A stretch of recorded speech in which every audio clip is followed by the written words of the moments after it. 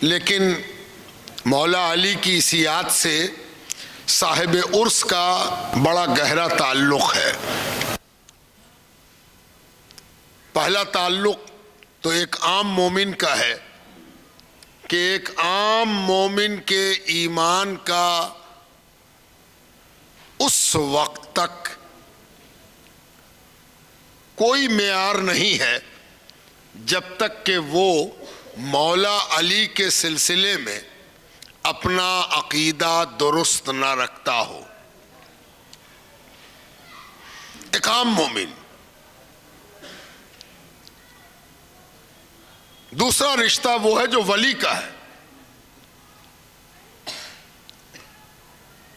جسے اللہ کے رسول نے ولی کہا، قرآن نے جسے ولی کہا ہے اس کی تفسیر ہوگی، اس لیے کہ قرآن نے ولی کے ساتھ ولی کا نام نہیں لیا ہے، ولی کی صفت بیان کی ہے،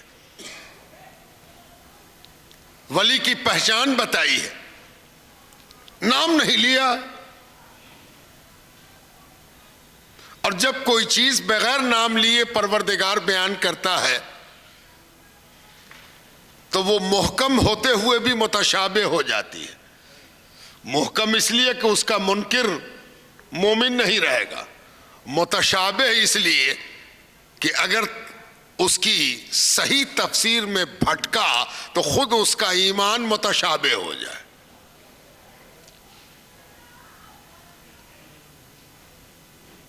لیکن حدیث پاک میں جس ذات کو ولی کہہ کر اللہ کے رسول نے خود قرآن کے ولی کی تفسیر کر دی وہ مولا علی ہے۔ اس لیے قیامت تک کوئی اس وقت تک ولی نہیں ہو سکتا جب تک وہ مصطفیٰ کے بنائے ہوئے ولی سے اپنا رشتہ نہ استوار کر لے۔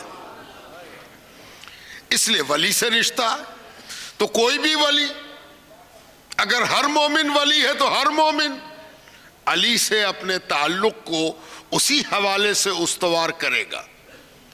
یعنی ہر ولی کے یہاں مولا علی کا جشن ہوگا، مولا علی سے تعلق ہوگا، مولا علی سے وارفتگی ہوگی، مولا علی کے غلامی کا اظہار ہوگا، اس کی صاف صفائی ہوگی، اس کو پوچھا جائے گا، اس کو دمکایا جائے گا، اس کو چمکایا جائے گا، اس کی قلعی کی جائے گی۔ لیکن اس ولی سے اس تعلق میں ایک خصوصیت ہوگی جس کو مولا علی سے کوئی خاص تعلق ہو۔ اب سیدنا مخدوم منیم پاک باز یہ ایک عجیب ذات ہے، ایک عجیب شخصیت ہے۔ ایسی شخصیتیں صدیوں میں پیدا ہوتی ہیں۔ ایک تو یہ کہ اس شخصیت کے بڑے ہونے کے لیے پہلی چیز یہ ہے کہ اخفا بہت ہے، اخفا یعنی پردہ۔ پردہ اتنا ہے کہ پردے کے پیچھے دیکھنا آسان نہیں ہے، اور آپ جانتے ہیں کہ جتنا بڑا اتنا ہی زیادہ پردہ۔ اور یہ پردہ پڑتا کیوں ہے؟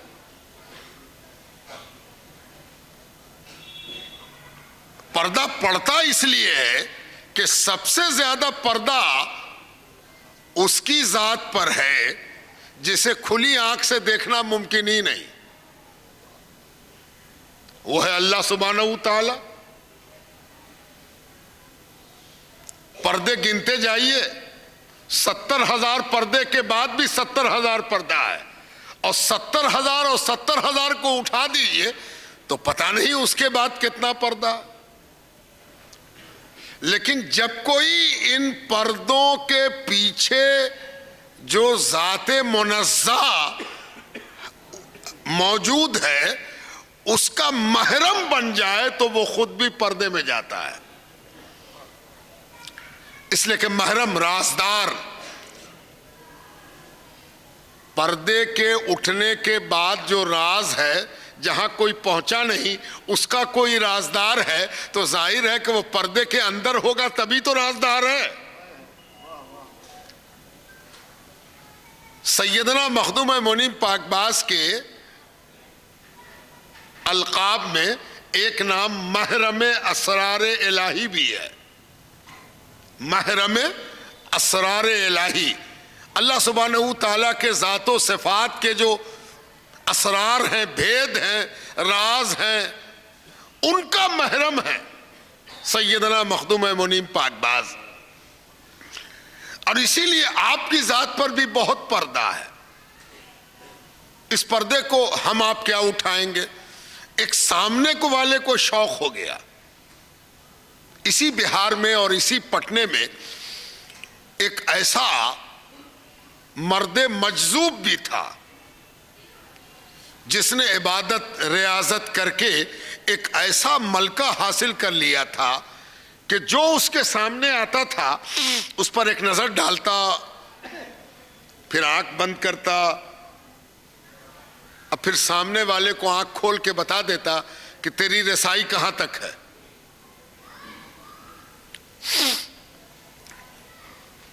حیرت کی بات نہیں ہے،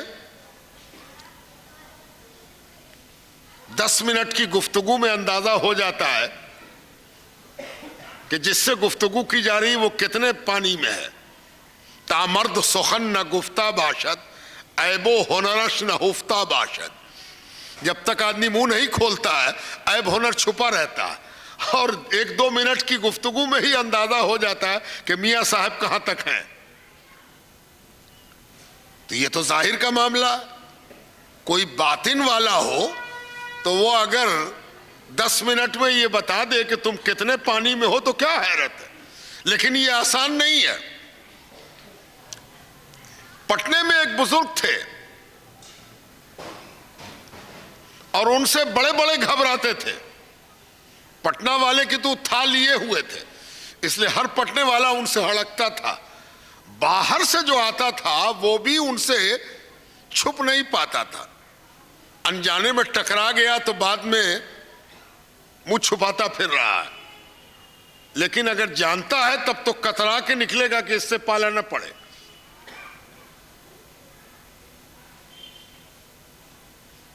جب سیدنا مخدوم منیم پاکباز پٹنہ آ رہے ہیں تو راستے میں پٹنہ پہنچنے کے بعد ایک مسجد میں حضرت رکے تھے۔ اتفاق سے وہ وہیں پہنچ گئے جو صاحب جائزہ لیتے تھے، ان کا نام تھا شاہ محمد فاضل۔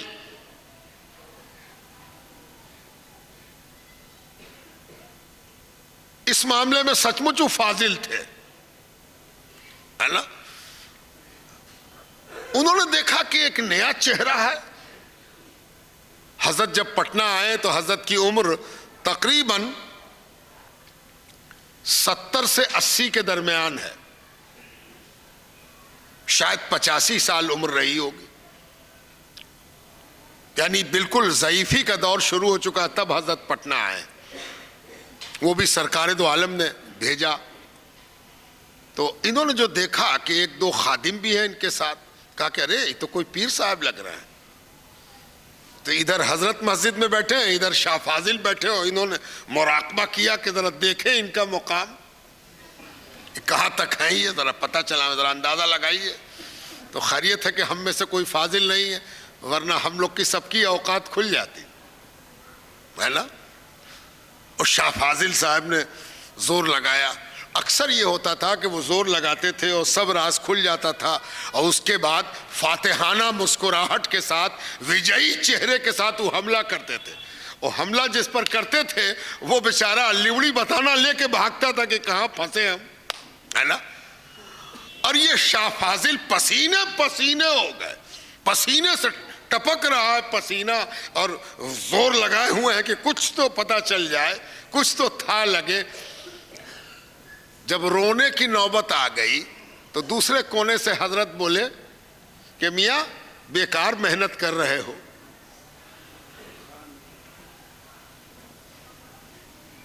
اس محنت کو بیکار وقت برباد کر رہے ہو۔ حضرت نے ایک جملہ اور کہا تھا، وہ کبھی سنائیں گے آپ کو. مطلب اس کا یہی تھا کہ تم کس چکر میں ہو؟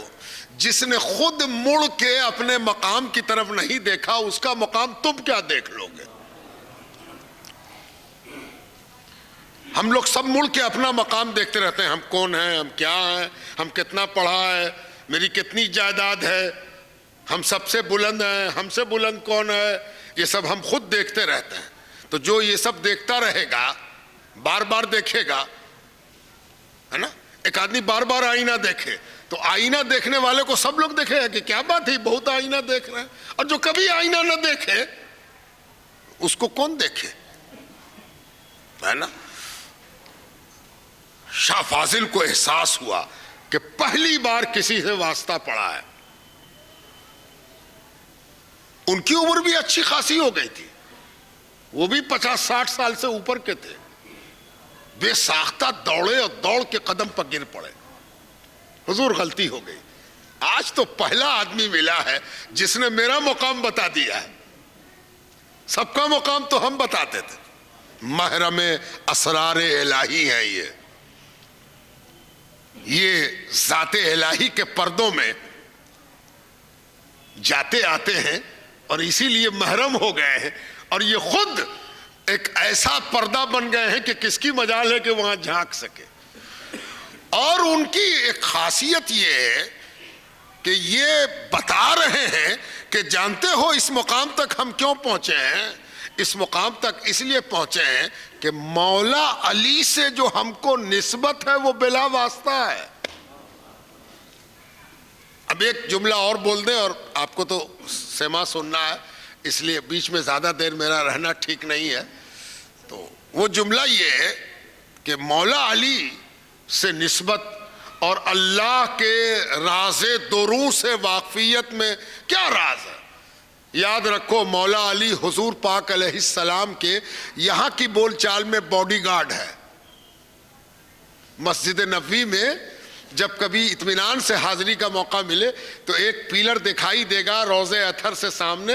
اس پیلر کا نام ہی ہے ستون علی. تو کیوں نام ہے؟ اس لیے کہ مولا علی وہاں پر پہرا دیتے تھے کہ حضور پاک علیہ السلام کی یہ جگہ ہے، مقام ہے، حجرہ ہے، آفس ہے، حضور پاک علیہ السلام کی خوابگاہ ہے، حضور پاک علیہ السلام یہاں پر جلوہ فرما ہے. اور خبردار کوئی ادھر نظر ترچھی نہ کرے، علی پہرے پر ہے، علی پہرے پر ہے. تو علی رازدار رسول ہے، اور جو علی سے نسبت پا جائے گا وہ رازدار خدا ہو جائے گا. تو یہ وجہ ہے کہ آج جو یہ جشن منایا جا رہا ہے، اس کا رشتہ تمام منعمیوں کو جو جہاں جہاں بھی ہیں ان کو ایک نسبت مولا علی سے یہ مل گئی کہ حضور پاک علیہ السلام، مولا علی، مخدوم منیم پاک باز اور ہم، ہے نا. یعنی کیا نسبت ہے.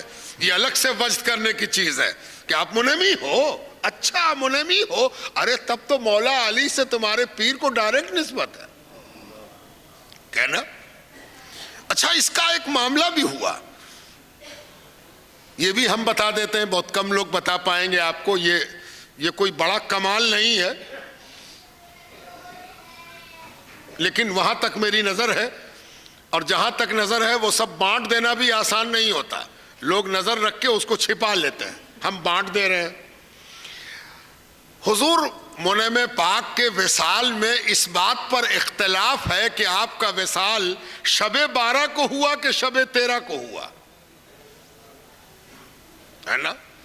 اور ایک بڑا طبقہ اس بات کی لڑائی لڑتا ہے کتابوں میں، ہاتھ پیر سے لڑائی نہیں، دلائل سے لڑائی. اس کا کہنا ہے کہ حضرت تو مولا علی کے اویسی تھے، آپ کا وصال بھی شب 13 کو ہوا تھا علی کی وجہ سے. تو آج بھی گویا حضرت کے عرس کی تاریخ ہے ایک طبقے کی روایت کے مطابق. اور یہ تاریخ اس لیے ہے کہ ایسا وصل تھا علی سے کہ جس روز علی آئے اسی روز منعم پاک یہاں سے جائے، ہے نا. یہ ہے تعلق سیدنا مخدوم منیم پاک باز سے۔ ایک اشارہ اور جان لو، یہ مولا علی پر اتنی بحث کیوں ہے؟ کوئی اینٹھا جا رہا، کوئی بفرا جا رہا، علی کا نام لیجئے نہیں کہ کسی کو خارش ہو رہی ہے، کسی کو بے چینی ہو رہی ہے، کسی کو شک ہو رہا ہے، کسی کو شبہ ہو رہا ہے۔ دراصل اس کی تاریخ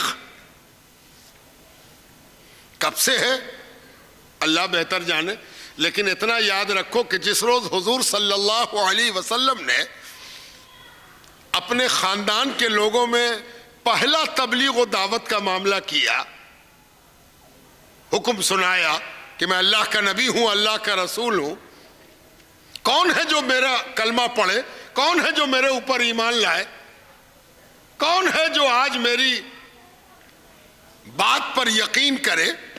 تو آپ کو معلوم ہے کہ کھا پی کے سب منہ تاکتے رہے، اکیلے علی کھڑے ہوئے۔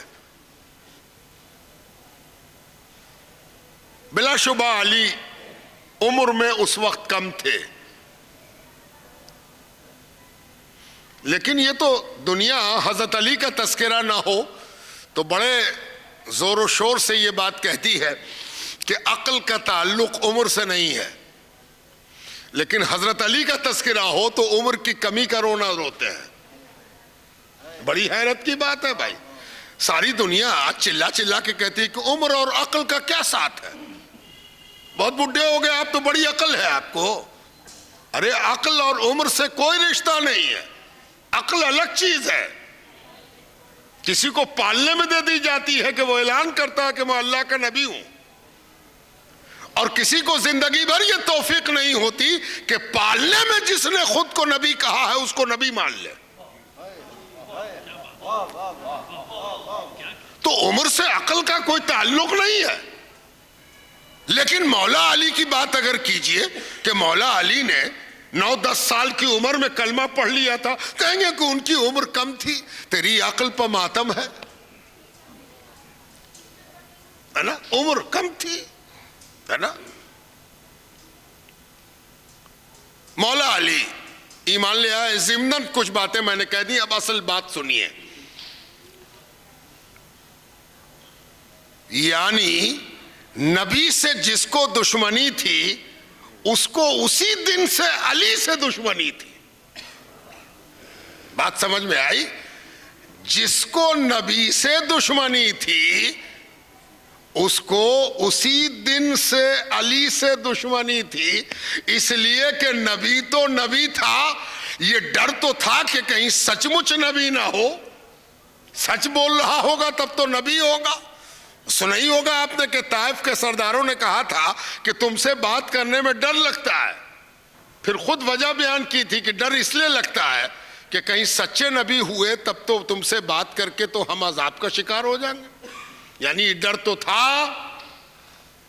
تو نبی سے دشمنی میں تو تھوڑا سا ڈر تھا، لیکن نبی کے پہلے ماننے والے سے تو سچ مچ دشمنی تھی،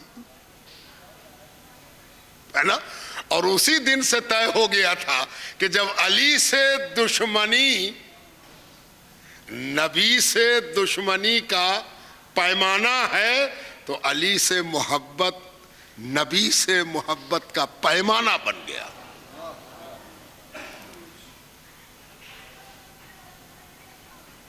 بنا رکے، بنا ڈرے، بنا ہچکچائے، بغیر کسی پس و پیش کے، بغیر کسی تردد کے مولا علی سے محبت کرو، مولا علی سے اپنے تعلق کو وسیع کرو، اور بغیر کسی ہچکچاہٹ کے مولا علی سے اپنے تعلق کو دھویا پوچھا کرو، صاف کرتے رہا کرو، بغیر اس بات کے ڈر کے کہ کوئی الزام دے دے گا۔ کس الزام سے ڈرو گے؟ پیر بنائے ہو اس پر الزام، خانقاہ آئے ہو اس پر الزام، شجرہ رکھتے ہو اس پر الزام، تو الزام سے ڈر کے کہاں بھاگو گے؟ مبارک ہے وہ ملزم جس پر علی کے حوالے سے الزام لگ جائے، مبارک ہے وہ ملزم جس پر علی کے حوالے سے الزام لگ جائے، ہے نا۔ اچھا آپ کہو گے تب تو آپ کسی اور کی حمایت کر رہے ہیں، ان پر الزام علی کے حوالے سے نہیں ہے، وہ کسی اور کے حوالے سے ان پر الزام ہے، ان کا تذکرہ کرنا میرا مقصد بھی نہیں۔ جو لوگ اس معاملے میں قصوروار ہوں گے اور جن کا حوالہ دے کے وہ ہماری طرف دیکھیں گے، ان کی غلط فہمی ہے کہ وہ حضرت علی کے حوالے سے قصوروار ہیں، نہیں، وہ کسی اور حوالے سے قصوروار ہیں، ہم علی والے ہیں۔ اور اسی لیے مولا علی کی یہ جشن کی محفل ہے، سرکار سیدنا مخدوم منیم پاک باز کے عرس کی تاریخ ہے، یعنی آج علی بھی ہے اور علی سے محبت کرنے والا ولی بھی ہے، اور یہ ثابت ہو گیا کہ علی رسول کا بنایا ہوا ولی ہے، اور جو علی سے محبت کر لے اسے اللہ اور رسول مل کے ولی بناتے ہیں، ہے نا؟ اللہ تقدیراً ولی بناتا ہے اور رسول اس تقدیراً ولی کا اعلان کرتا ہے۔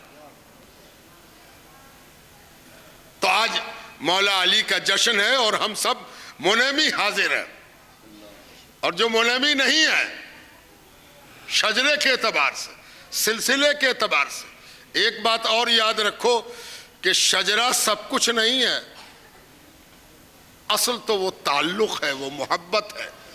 جب نعرہ لگ گیا کہ الفقراء کا نفس واحدہ، اگر فقیر ہے، درویش ہے، تو ایک ہی نفس ہوگا، دوسرا نہیں ہو سکتا، ہے نا؟ جب ایک کمبل میں کئی فقیر سما سکتے ہیں تو پھر اولیاء سے محبت تو کمبل میں لا ہی دیتی ہے، شجرہ رکھنے سے کمبل میں نہیں آتا، ہے نا؟ ورنہ اگر شجرے کی تاثیر پیدا نہ ہو تو ابو لہب کا شجرہ کون کام کا، ہے نا؟ ابو لہب کا شجرہ کس کام کا؟